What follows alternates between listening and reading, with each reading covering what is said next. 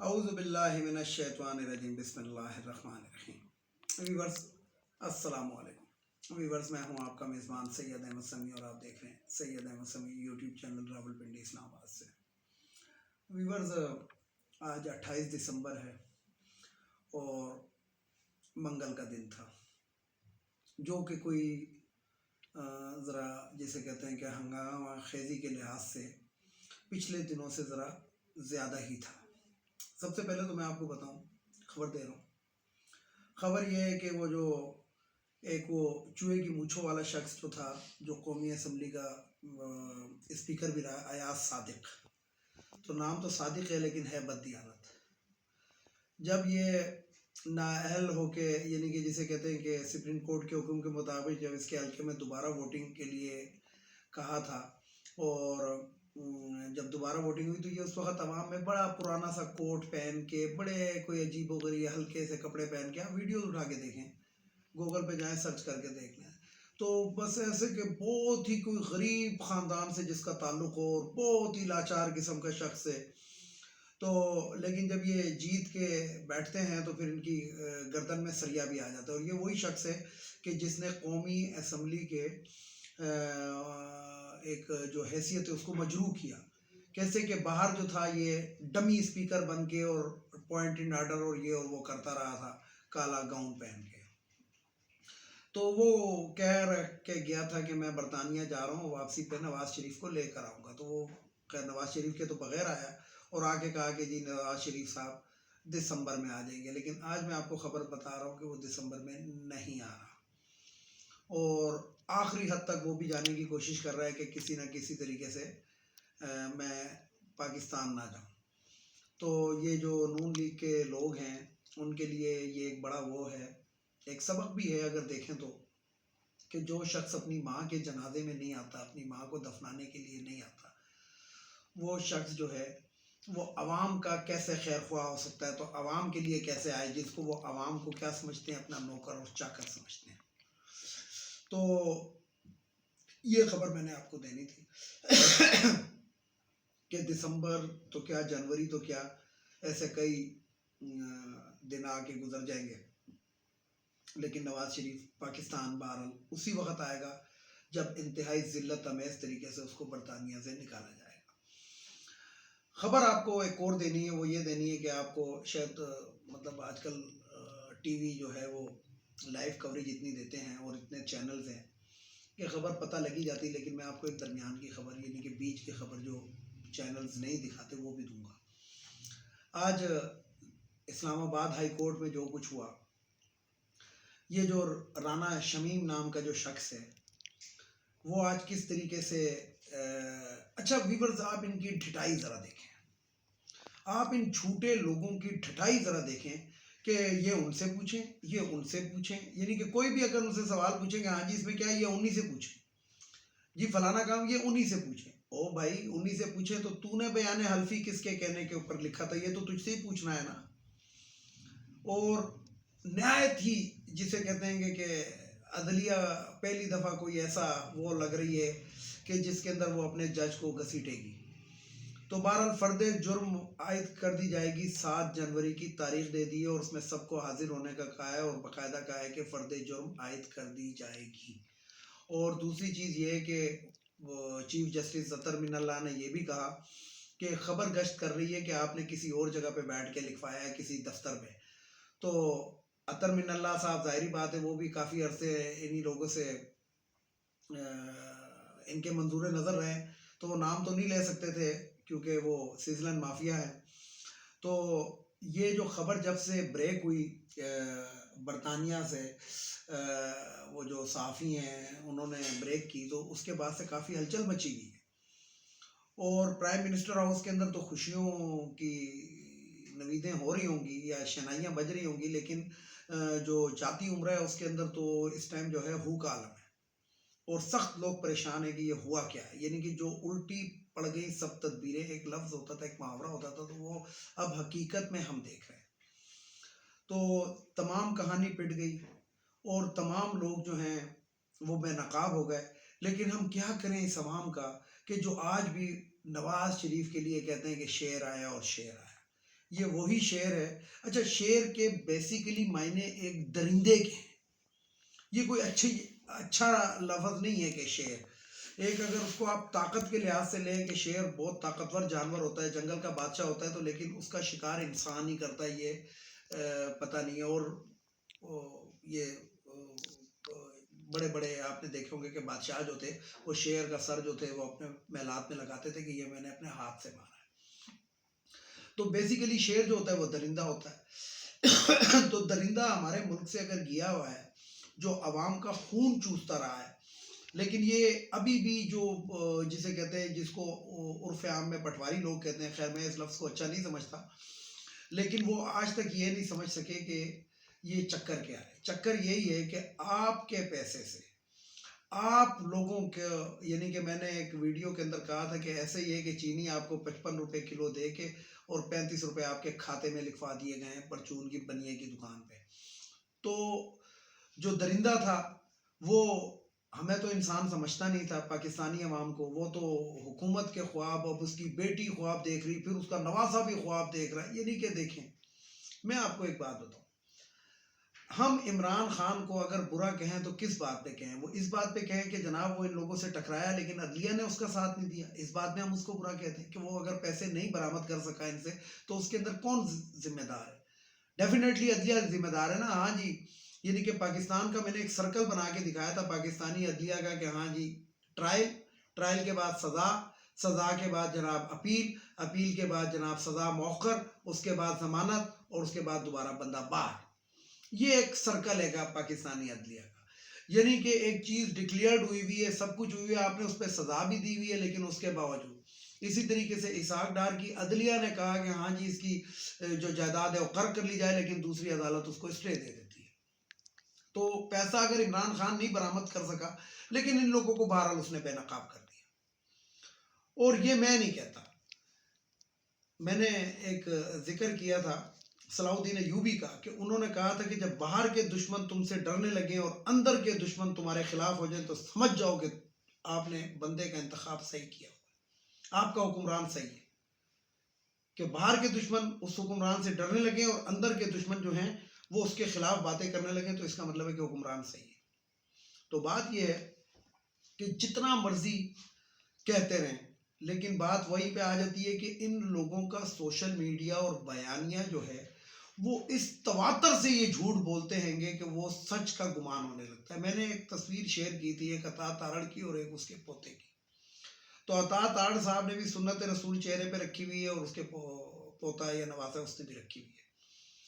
تو دونوں کی شکلوں کو دیکھیں کہ جناب ایسا لگتا ہے کہ یہ مکے کی فلائٹ سے ابھی اترے ہیں, لیکن ان کے کرتوت دیکھیں, ایک بریف کیس لے کے گھومتا رہا اور ججوں کو خریدتا رہا اسی نون لیگ کی خاطر, اور دوسرا جو ہے تواتر سے میڈیا کے اوپر آ کے جھوٹ بولتا ہے. سینیٹر بھی منتخب ہوا جس کو ڈپٹی چیئرمین بھی بنانے چاہتے تھے, وہ سینیٹر بھی ہے, لیکن کس تواتر سے یہ اشخاص جو ہیں جھوٹ بولتے رہتے ہیں. اور اسی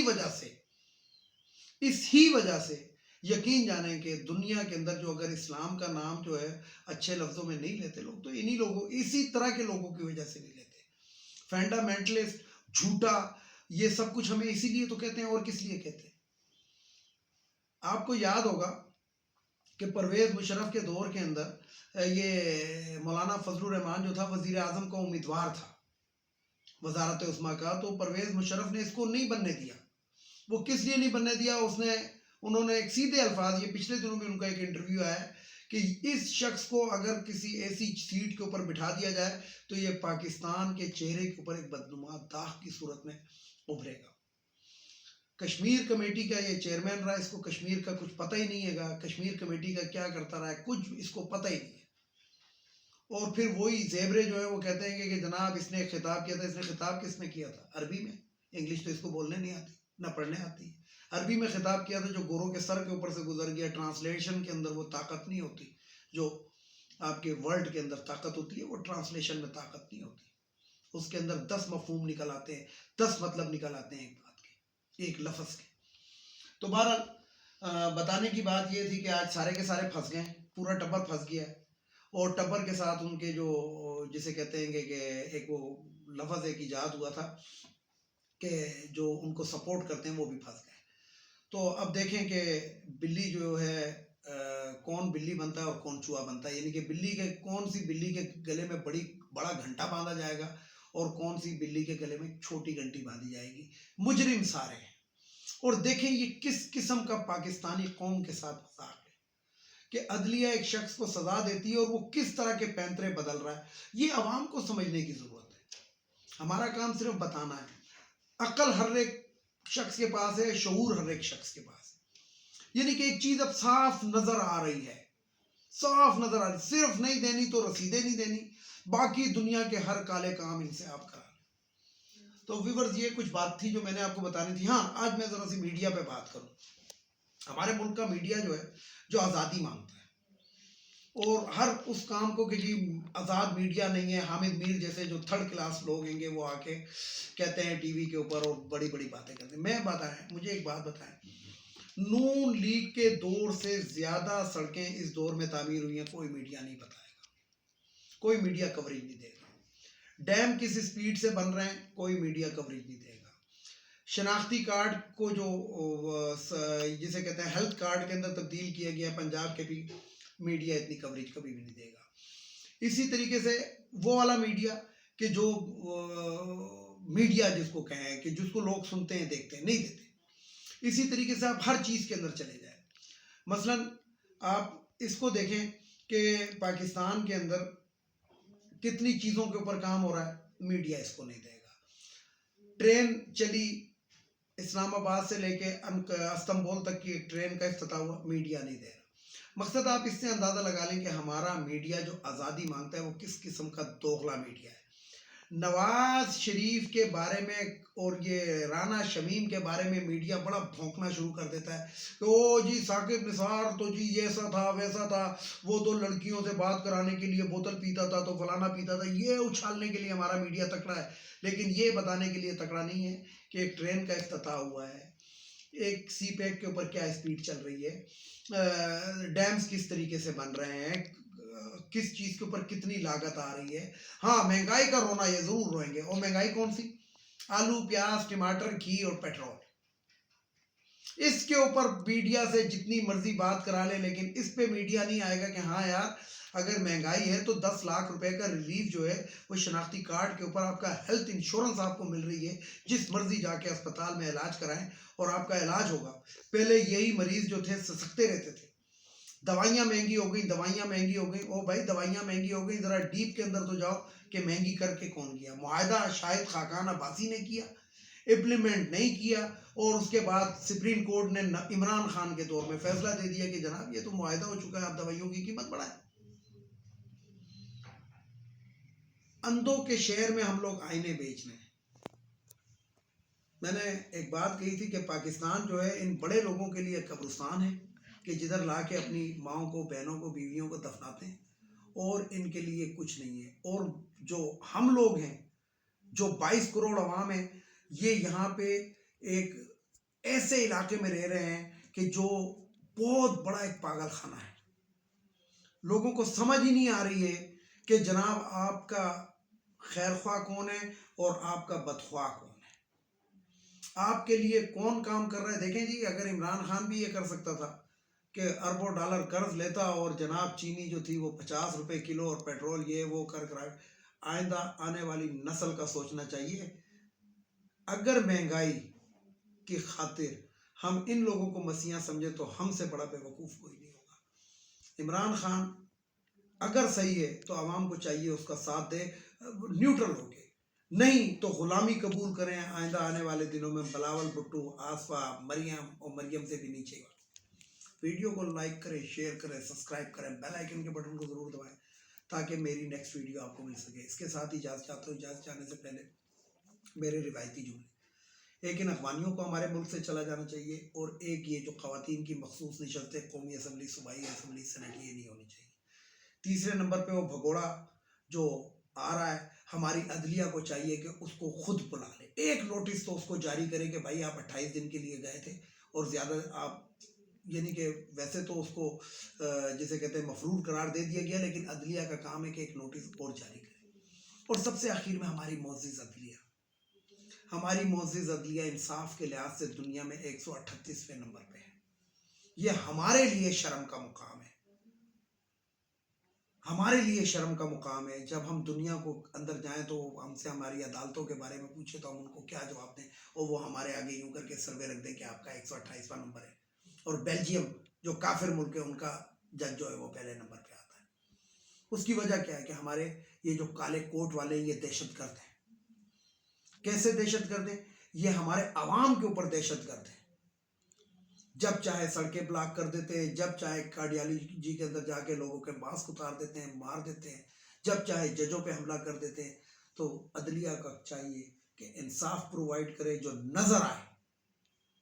7 تاریخ کے بجائے فرد جرم آج ہی عائد ہونی چاہیے تھی. ہاں جی یہ ہے، ٹھیک ہے دڑا، لیکن نہیں، 7 دن مزید ان کو دے دیے گئے کہ کوئی پیٹ کا درد کر کے لیٹ جائے، کسی کا معالج اس کو باہر نکلنے سے اجازت نہیں دے گا، کوئی جو ہوگا باہر جانے کے چکر میں پڑ جائے گا. یہ ایک، آپ باقی خود سمجھدار ہیں. تو ججز کا کام ہے، عدلیہ کا کام ہے، اپنے کرپٹ ججز کو دیکھیں، ان کی بیویوں کے آنسو نہ دیکھیں. اس کے ساتھ ہی جانا چاہوں گا تمام دیکھنے والے سننے والوں کو خدا حافظ. اور آخر میں وہی نعرہ، پاکستان زندہ باد.